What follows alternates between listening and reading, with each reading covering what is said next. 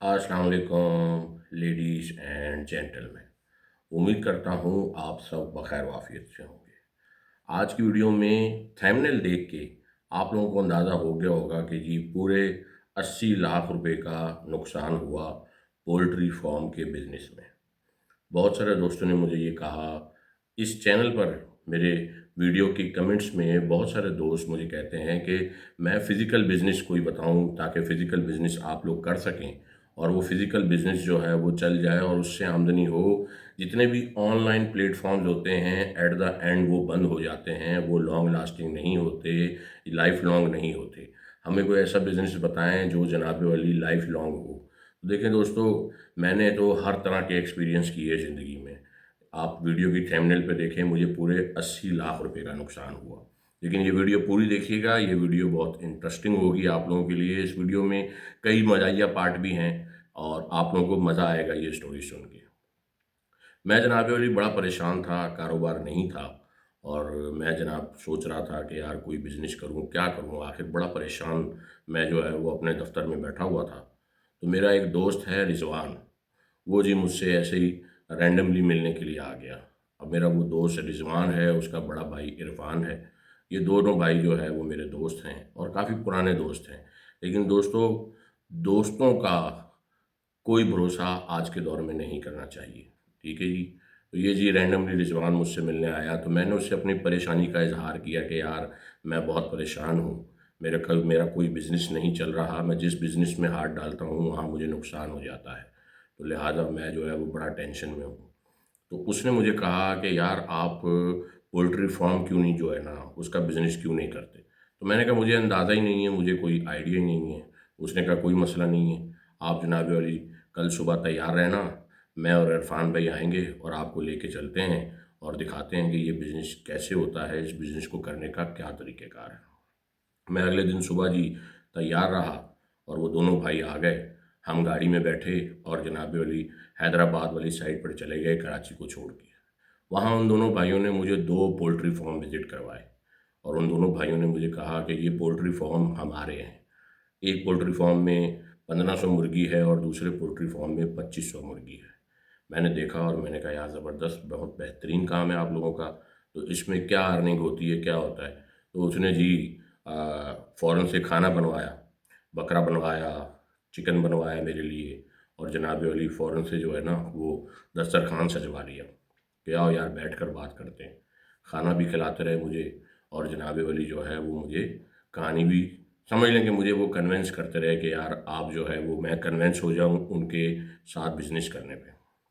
तो उन्होंने कहा कि भाई एक तरफ 2500 और एक तरफ 1500, आप रोज़ का 4000 अंडा लगा लो। और जबकि ये बात है तब तकरीबन 18 या 20 रुपए का था अंडा। तो बहरहाल मैंने जी 20 रुपए से मल्टीप्लाई किया 4000 अंडों को, तो वो रोज़ के बड़े अच्छे तगड़े पैसे बनते थे। 80,000 रुपए बनते थे 4000 अंडों के। तो मैंने कहा यार रोज़ के 80,000। उन्होंने कहा सर रोज़ के 80,000 और रोज़ का 40,000 थोड़ी ना खाती हैं ये मुर्गियाँ। रोज़ का 10,000 7,000 रुपए का एक्सपेंसेस है और रोज़ के 80,000 रुपए के हम अंडे जनाब वाली बआसानी बेच देते हैं। तो आप जो है वो हमारे साथ पार्टनरशिप करो और जनाब अली अभी हमारे 2 पोल्ट्री फार्म हैं और हम 2 या 3 पोल्ट्री फार्म और खोलना चाहते हैं। तो लिहाज़ा आप जनाब अली इन्वेस्टमेंट करो, इंशाल्लाह आपको बहुत ज़बरदस्त बेनिफिट होगा। मैंने कहा यार मुझे तो इस बिज़नेस का अंदाज़ा नहीं है और मैं तो ये बिज़नेस कर नहीं सकता। आप हैदराबाद में हो, मैं जनाब अली कराची में रहता हूँ। तो उन्होंने कहा यार आपको क्या मतलब बेएतमादी क्या है? मतलब हम पे आपको ट्रस्ट नहीं है? हम आपके दोस्त हैं, हमारा तो ये बिज़नेस है, जहाँ हम 2 कंट्रोल सेट सँभाल रहे हैं, वहाँ 2 और 4 और भी सँभाल लेंगे, तो आप सिर्फ़ इन्वेस्टमेंट करो। तो मैंने कहा जी कितनी इन्वेस्टमेंट करनी होगी? उसने जी कैलकुलेटर पे हिसाब लगाया और मुझे कहा कि जी कम से कम 80 लाख रुपए की।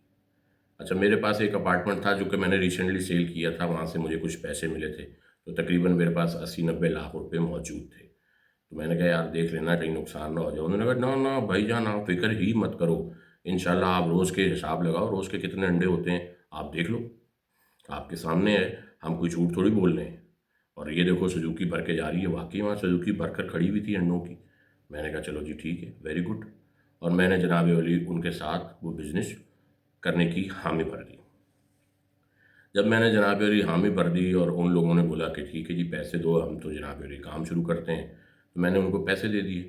پیسے دے دیے تو اس کے بعد انہوں نے جناب علی کیا کیا کہ جہاں ان کے دو آلریڈی پولٹری فارم تھے، اس سے تھوڑا سا دور 3 پولٹری فارم اور بھی تھے، لیکن وہ مجھے نہیں پتا تھا۔ انہوں نے مجھے وہ 3 پولٹری فارم دکھایا کہ یہ ہم نے 3 پولٹری فارم بنا لیے ہیں، انوگریشن کرنی ہے، آپ آئیے گا۔ میں جی انوگریشن پہ چلا گیا، مجھے کیا پتا کہ جناب علی وہ انوگریشن فیک ہے یا وہ سب کچھ فراڈ ہے۔ بہرحال جی انہوں نے جو ہے وہ 2 پیٹیاں انڈوں کی بھر کے میری گاڑی کی ڈگی میں رکھ دیں، اور انہوں نے کہا کہ جی آپ جاؤ، انشاءاللہ آپ کا جو پروفٹ ہے وہ ویکلی بیسس پہ آپ کو ملتا رہے گا۔ ایک ہفتہ گزر گیا، کوئی پروفٹ نہیں آیا۔ ایک ہفتہ اور گزر گیا، کوئی پروفٹ نہیں آیا۔ 2 ہفتے جب گزر گئے تو مجھے تھوڑی سی بے چینی ہوئی اور میں جناب علی وہاں چلا گیا۔ جب میں وہاں گیا تو وہ مجھے ملے، ایسا نہیں ہے کہ وہ بھاگ چکے تھے۔